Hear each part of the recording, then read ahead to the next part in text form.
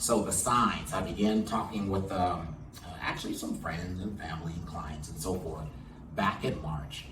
And I said, hey, watch the way the markets turn. You see that the markets are still high and it's artificial. There was an initial knee-jerk reaction like the day of or the week of COVID. The markets seemed to what they call bounce back. But the signs are coming. I said, look, at some point you'll see bonds floated, which will essentially mean that all the municipalities are out of money and there's no other place to go to get money.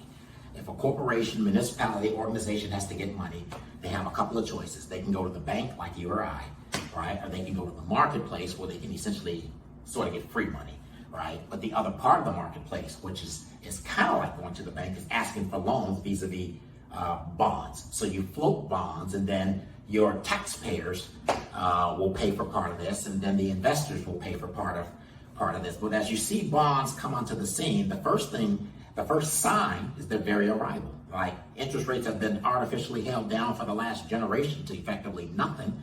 It's like, and there's been no need to float bonds. Now we're floating bonds. Like, why?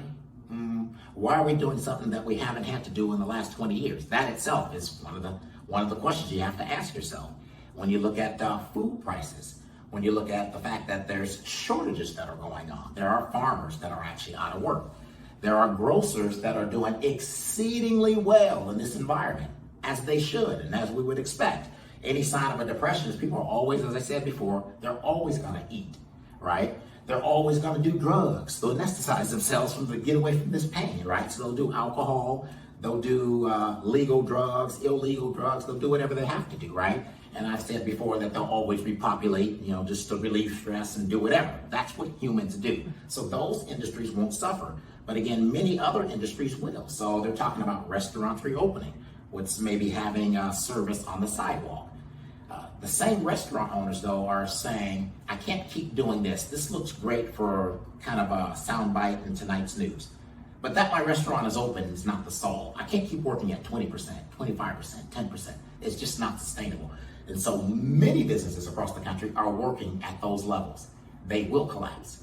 No one wants to talk about this because it's bad news, and I'm not interested in bringing to an individual bad news. I'm only, it's kind of like a weatherman. A weatherman will look out and see the clouds, and though they look ominous, they say, look, it's likely that rain's in your future.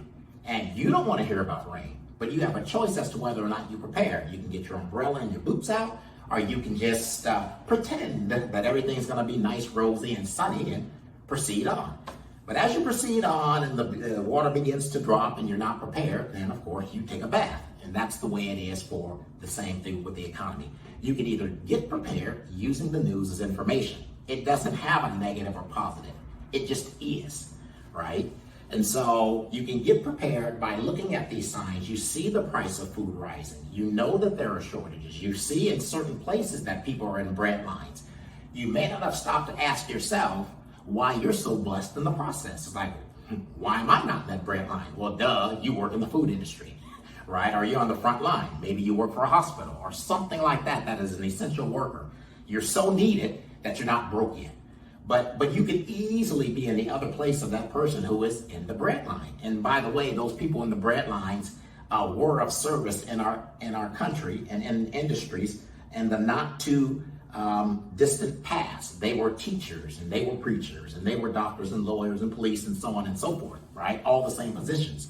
So things just happen. So we see the signs and we can begin to get prepared. We see the price of gas actually coming down. Believe it or not, for the first time in I can't even remember when. So if the price of gas is coming down, that would have to make you think, something's really out of order. And most consumers won't understand how to think that way.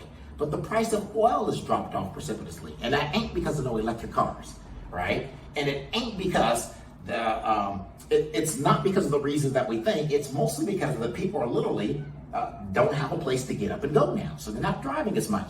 Also, too, they don't have the money to buy the gas.